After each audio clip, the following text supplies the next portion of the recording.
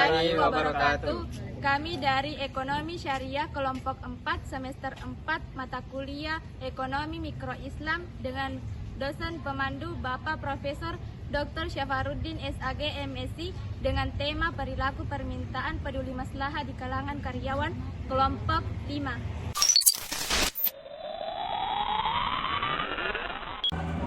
Kalau saya deh, nilai-nilai Islam ya tidak apa-apa bersejajar dengan dalam lingkungan pekerjaan gitu toh. Iya. Tidak apa-apa. Gitu. Iya. Selama tidak melanggar syariat Islam. Dalam misalnya toh bicara mungkin saja ini. Ya, di luarnya toh penampilannya begitu toh. Di dalam pekerjaan ada yang tidak boleh pakai kerudung, ada yang tidak dan ada yang boleh. Sesuai dengan kembalikan saya sebagai Rita mau masuk dalam pekerjaan itu ya. Tapi dalam aturan seperti aturannya itu yang perusahaan toh kalau dia ya tidak usah selama kalau mungkin berpikir secara logika kita ini muslim toh ini harus misalnya dia perempuan ini wajib dia pakai hijab gitu toh. Tapi dalam perusahaan itu tidak boleh pakai hijab, bagaimana mau masuk tidak toh ya. Makanya terus saya dan Islam apa itu tidak sesuai dengan apa yang kita lakukan di perusahaan ini ya. Apa persyaratannya? Saya kalau memang melanggar atau menyimpang dalam hal kehidupan tak, misalnya sebelum itu hijab tulen, tapi masuk ke dalam lingkungan pekerjaan yang tidak boleh mengenakan hijab. Setuju kira-kira? Tidak toh? Menyimpang namanya kalau saya dengan konteks keselamatan kan tidak mana mungkin toh mau dikesampingkan hal agama tidak bakalan toh kecuali saya bisa lepas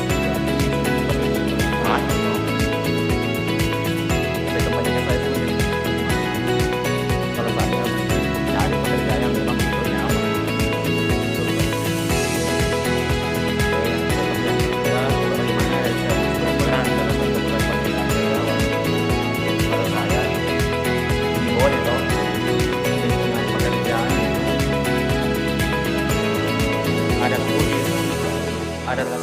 Adat Bugis itu ya berpengaruh penting ya, karena memang kita hidup dalam lingkungan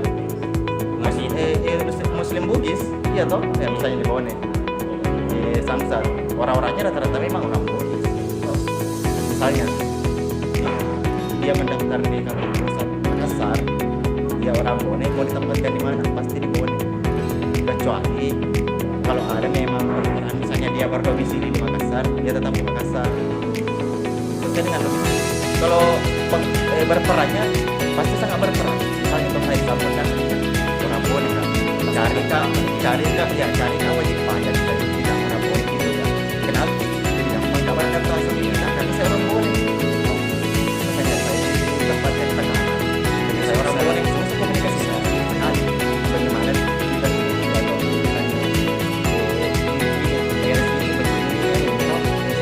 karakter masyarakat kalau di bawah kan pasti kita orang Bone kalau karakter masyarakat orang Bone juga pasti lagi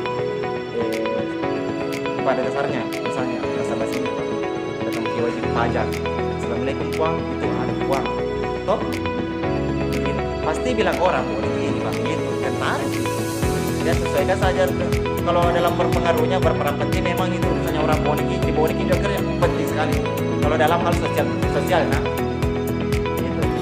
saya yang pertanyaan ketiga apa saja dalam menjadi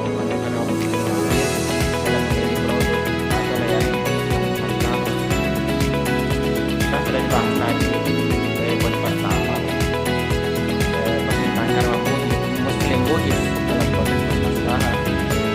Kalau juga untuk memilih produknya pasti dalam utamanya pasti jangan berpengaruh atau karena kita tahu kondisinya produk bagaimana kan ada di satu lokasi yang sama dengan pertanyaan yang pokoknya Muslim Bugis.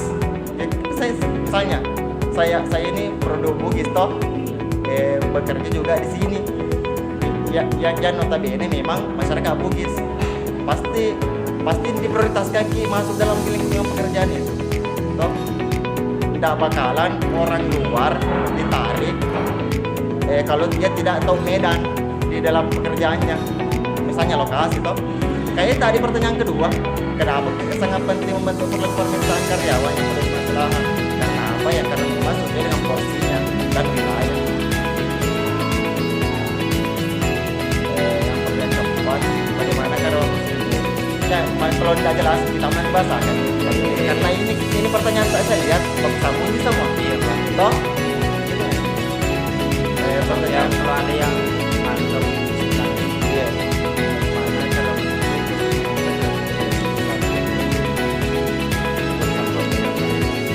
Masalah pembelian di ya, satu barang seperti ya, apapun. mungkin iya kayak makanan.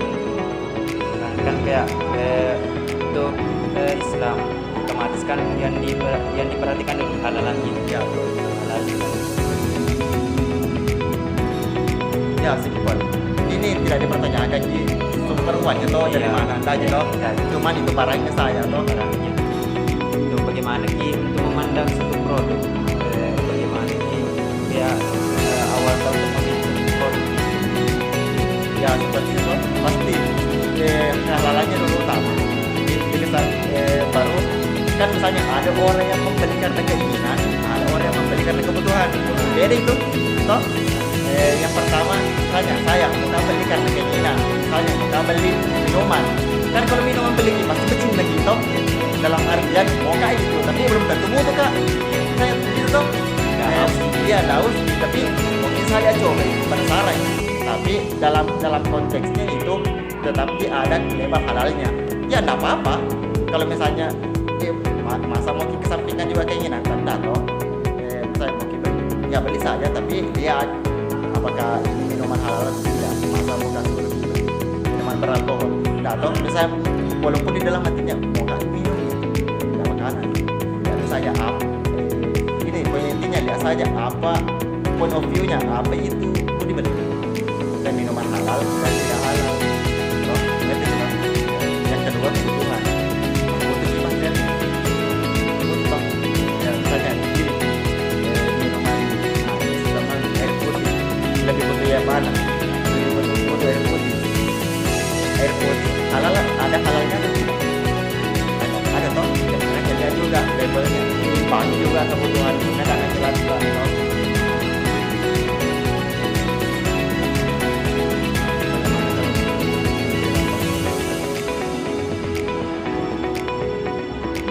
Dampak sosial ini seperti apa?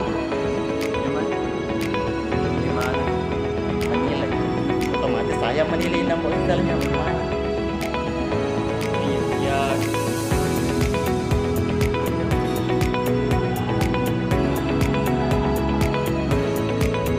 Oh tentu ya, produk yang mereka beli.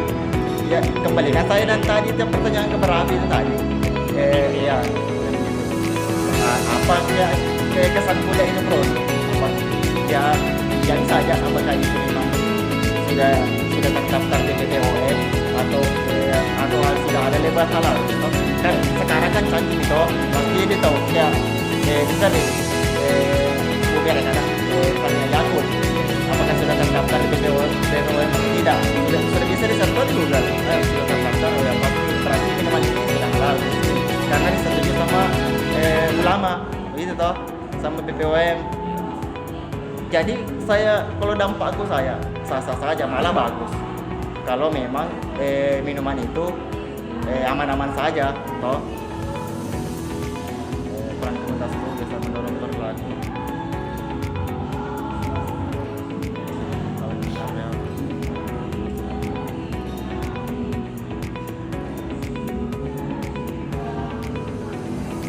komunitas Bugis dalam mendorong perilaku permintaan yang peduli masyarakat dan tidak kehilangan karyawan. oh begitu. Oh, di kalangan karyawan. Ini poin intinya ini komunitas Bugis Iya. mendorong perilaku permintaan yang peduli. Oh begini kayaknya itu dalam suatu lingkup kerjaan itu komunitas Bugis komunitas ya pasti ada komunitas di dalamnya. Misalnya tidak pasti ada salah satu orang di dalam perusahaan itu misalnya orang Jawa sama orang Bugis, pasti berdampingan toh. Tapi kita ini dominan di Bone, pasti suku Bugis, ya toh. Pasti dalam lingkungan itu ada komunitas Bugisnya, yang intinya berperan sekali dalam hal menjalankan apa yang sudah tertera atau dalam aturan perusahaan itu. Saya pertanyaan tadi ini bagaimana cara Muslim Bugis mengidentifikasi dan memilih pemasok atau produsen yang juga peduli terhadap masalah, malah lebih bagus. Positif ketemu positif itu bagus.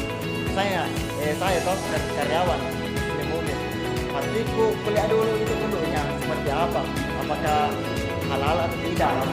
Tapi ini penjual ke saya bagus juga, dia jujur, kan berdampak positif juga.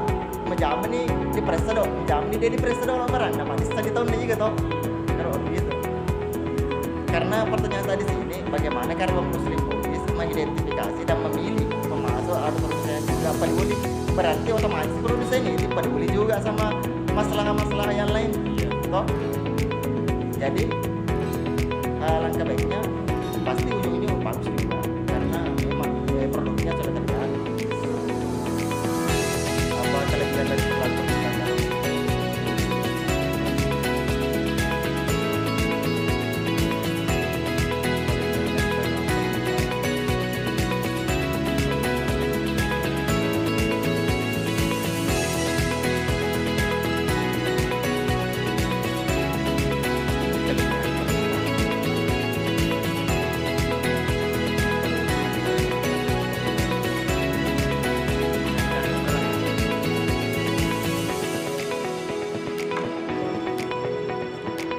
Kelebihannya ini berdampak ke semua kalangan orang, karena yang halal itu kada yang halal kan bisa konsumsi sama non muslim, tapi yang konsumsi non muslim belum tentu bisa ya dikonsumsi sama orang muslim gitu.